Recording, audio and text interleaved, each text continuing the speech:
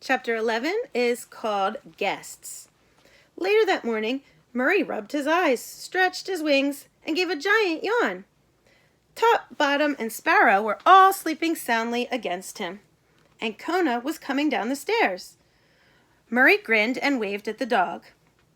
"Say, Kona, what's for breakfast?" "Breakfast," said the dog. "You want breakfast?" Murray nodded. "Murray, when I got back from Gooseberry Park this morning at 6, you ate a whole bag of Fritos, a box of Ritz crackers, a 16-ounce package of provolone cheese, and an orange." "I ate an orange?" Murray asked. "It's only 10. How in the world can you still be hungry?" said the dog. "I never eat oranges," Murray said. "How can you even move?" Kona asked. "They make me break out," said the bat. Murray looked down at the pile of sleeping babies. "Hi, gang," he said. "Want a Pop-Tart?"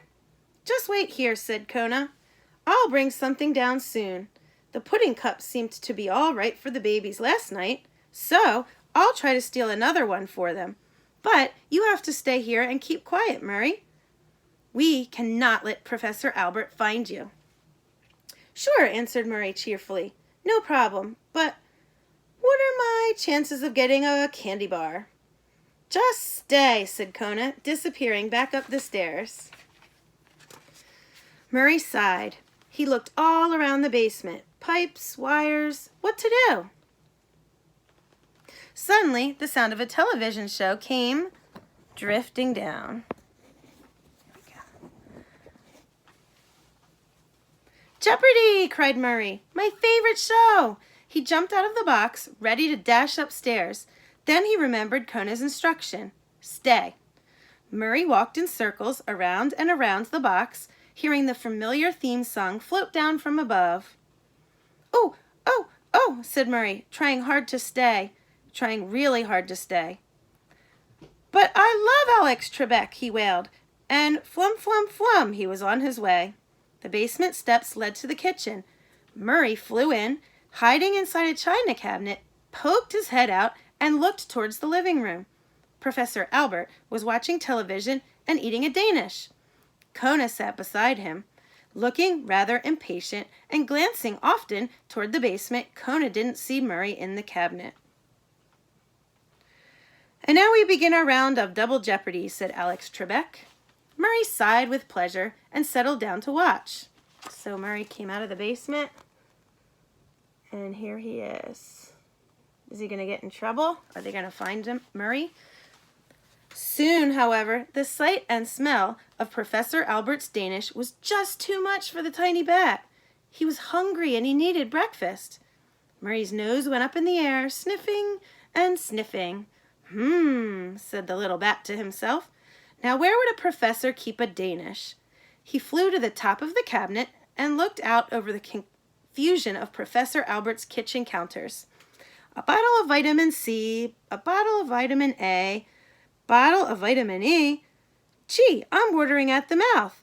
His eyes searched a different counter. Wheat germ, olive oil, soybean curd. Ugh, gross. Maple granola, Oreos, lima beans. Oreos! Murray jumped so hard that he hit his head on the ceiling. Thump! In the living room, Kona pricked up his ears. The dog looked toward the kitchen and saw Murray hopping up and down on top of the china cabinet, waving to him and pointing to something below. Kona nearly fainted.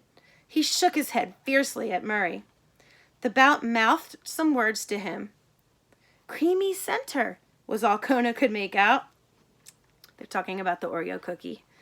The Labrador frowned and firmly shook his head again. He had to wait for Professor Albert to take a morning nap before carrying any more food to the basement. The professor would likely be home all day, with the ice outside still so thick. They were lucky even to have the electricity come back on. And Murray was supposed to be staying in the basement, but there he was, bouncing like a ball on the china cabinet. Murray had to behave.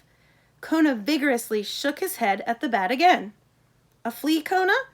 Professor asked him, putting down his Danish and rubbing Kona's ears. "No, just a pest," the Labrador said to himself. Meaning the bat, Murray. Back in the kitchen, Murray threw up his wings in exasperation. A whole bag of Oreos in the kitchen, and the dog only wants his ears scratched. Domestic animals, who can figure 'em? Flum. Murray dropped down to the kitchen counter. Just then, Professor Albert rose and said something about needing some butter. Uh-oh, said Murray, who was just getting into his first creamy center.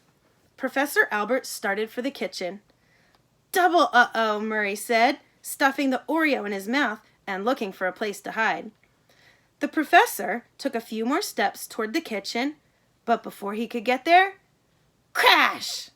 What? The professor spun around. On the living room floor, Professor Albert's Chinese ginger jar lamp lay in 100 pieces. Kona sat very still and wagged his tail, just a bit. Murray seized the opportunity. The cookie still in his mouth, he grabbed 2 more with his feet and flew down the basement steps. There goes Murray. Back in the living room, Professor Albert was saying that he didn't understand how a lamp could just knock itself off a table, and why did he keep thinking he heard a bird in the house? And really, weren't the past 24 hours the strangest anyone had ever seen?